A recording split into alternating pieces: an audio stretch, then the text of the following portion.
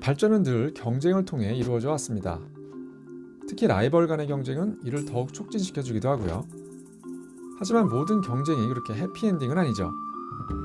말도 많고 탈도 많았던 맥도널드 더글러스의 트라이젯 DC-10. 개인적으로는 꽤 멋진 비행기라 생각하는 이 비행기가 데스크루저라는 별명을 갖게 된 데에는 한 번쯤 생각해볼 부분이 있습니다.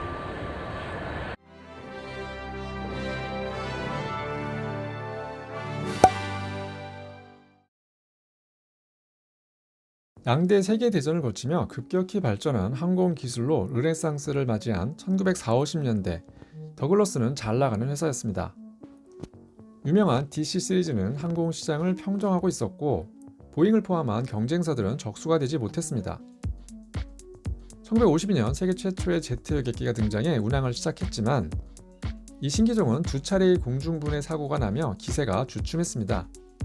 기술적으로 불완전해서 더글러스에겐 적수로 보이지 않았죠.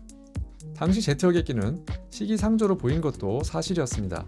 속도가 빠르다곤 해도 연료 소비를 무시할 수 없고 또 당시 공항들은 제트기를 맞이할 인프라가 전혀 갖춰지지 않아 개발을 해도 판매 전망이 밝진 않았죠. 예를 들어 제트기는 풀업기와 다른 연료를 쓰는데 미국 지방 공항들은 제트 연료 저장고조차 갖추고 있지 않았으니까요. 이런 와중에 첫 제트 여객기가 치명적 사고까지 연발하자 역시 제트기는 시기상조야 라는 인식도 생겨났고요. 그러니 더글러스 입장에선 굳이 모험을 할 필요 없이 지금 잘 하고 있는 것만 해도 될 판이었죠. 1955년 보잉이 개발 중인 제트기를 공개하기 전까진 말이죠. 그건 미국 최초의 제트 여객기가 될 보잉 36780이었습니다. 만년 후발이던 보잉은 제트화의 성공으로 선두에 또 더글러스는 졸지에 이를 뒤쫓는 입장이 됩니다. 정신이 번쩍 든 더글러스도 부랴부랴 DC-8을 개발했지만 이미 시장을 주도하기엔 부족했죠. 한편 군용기와 민항기 사업에는 차이점이 있었는데 군용기는 개발비를 미리 받아내고 시작하는 것에 비해 민항기는 개발 비용과 리스크를 오롯이 제작사가 져야 했죠.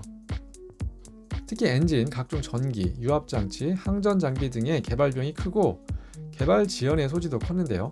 그렇다 보니 이미 검증된 군용을 민수용으로 바꾸는 게 일반적이었습니다. 특히 더글러스가 이 분야 전문이었죠. 대표적인 예가 국방 예산으로 개발된 TF-39 엔진인데요. 이건 공군의 대형 수송기용으로 개발했지만 이후 민수용인 CF-6로 개량했고 이게 후에 보잉 747 엔진으로 채택되죠. 때문에 군 수송기 사업에서 패한 더글러스는 자연스럽게 이때 개발해놓은 것들을 써먹을 수 있는 대형 여객기로 눈을 돌립니다. 자사의 기존 DC-8보다도 큰 초대형기를 만들고자 했죠. 한편 이 무렵 만성적인 좌석 부족에 시달리던 아메리칸 항공은 1966년 방문한 GE 공장에서 개발 중인 대형 엔진을 보고 새로운 대형기의 가능성을 기대하게 됩니다. 그리고 곧장 제작사들의 이를 요청하는데요. 그 조건은 다음과 같았죠.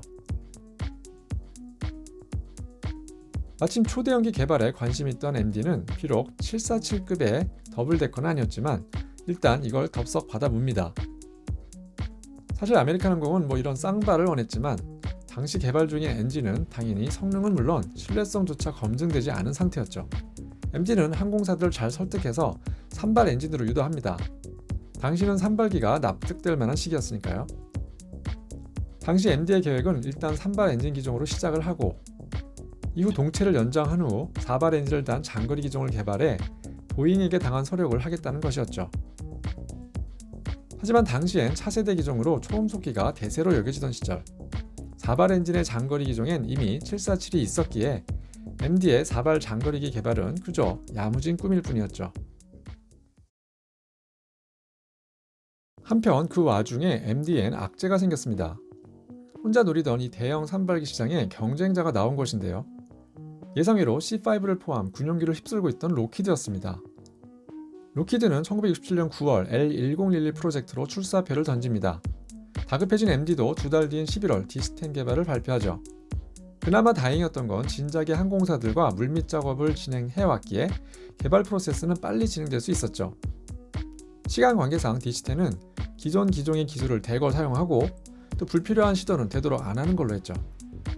그 단적인 예가 2번 엔진인데요. S덕트 엔진을 쓴 L1011과 달리 DC-10은 그냥 일반 엔진을 수직핀에 그대로 얹다시피 했죠. 이런 식으로 기술적으로는 보수적인 접근을 했습니다. 이 무렵 록히드가 여러 문제로 지체하는 동안 DC-10은 후딱 진행해서 1971년 7월 아메리칸 항공에 1호기를 인도합니다. L1012를 추월한 DC-10의 출발은 괜찮았죠. 제법 긴 항속거리의 광동체이면서도 747보단 작아서 좌석을 채우기가 쉽다는 장점이 있었으니까요. 네, 한편 급히 먹는 떡은 역시 체하는 걸까요? DC-10의 문제는 설계 결함으로 인한 사고의 연발이었습니다. 서둘러 개발한 탓인지 문제점이 많았는데 화물칸 잠금이 풀리는 결함은 결국 1974년 터키항공 981편의 추락 참사를 일으킵니다. 어찌 보면 도 잠금 장치 결함이라는 건 사소한 문제일 수 있는데 더 큰 문제는 MD의 대응 행태와 이로 인한 신뢰의 상실이었죠. 그리고 큰 타격을 입습니다. 사실 2년 전에도 비슷한 원인으로 아메리칸 항공의 DC-10이 디트로이트 근교에서 추락할 뻔했던 일이 있었는데 이를 개선하지 않았음이 밝혀졌죠. 그런데 이게 다가 아니었습니다. 놀랍게도 MD는 비행기 출시 때부터 이 결함을 알고 있었지만 근본적으로 다루지 않고 편법을 써서 넘기려 했던 거죠. 항공사에게 정비 지시로 화물도 결함을 해결하려 했던 것인데 이게 제대로 돌아가지 않은 것이었죠. 터키 항공 사고 후 유족들은 사상 최대의 소송을 걸었고 마지못해 책임을 지는 모습을 보인 MD의 이미지는 그야말로 나락으로 떨어지죠. 게다가 록히드와의 경쟁은 사업의 수익성을 악화시켰습니다. 1980년대가 되자 상황은 더 어려워지는데요. 막 시장에 뛰어든 에어버스가 A300으로 광동체 쌍발기 시대를 열면서 산발기 시장은 급격히 위축됩니다. 이제 이 시장은 두 회사가 경쟁하기엔 너무 작은 파이가 되죠. 결과적으로 DC-10은 L1011과의 경쟁에서 이기기는 했지만 그야말로 상처뿐인 영광이었죠. 록히드와의 시간 싸움 때문에 MD는 매번 설계상 타협을 해야 했고 이로 인해 DC-10은 완성도가 떨어진다는 평도 듣게 되죠. 이후 후속으로 나온 MD-11도 그다지 좋은 평을 받지 못한 채 더글러스의 유산은 끝을 맺습니다. DC-10은 이후 큰 문제는 없었지만 워낙 이미지가 땅에 떨어져 승객조차 기피하는 기종으로 인식이 됩니다. 물론 그렇다고 DC-10이 망작까지는 아닌데요. 사실 초기에 문제가 많아서 그랬지 전체적으로 보면 딱히 몹쓸 기종은 결코 아니었죠. 이후에도 화물기, 공중급유기, 심지어 소방비행기로도 잘 쓰였으니까요. 결국 기업의 흥망에는 기술적 문제만큼이나 기업의 철학과 고객을 대하는 태도, 그리고 이로 인한 기업 이미지가 더 크게 작용한다는 걸 잘 보여준 사례가 아닐까 합니다.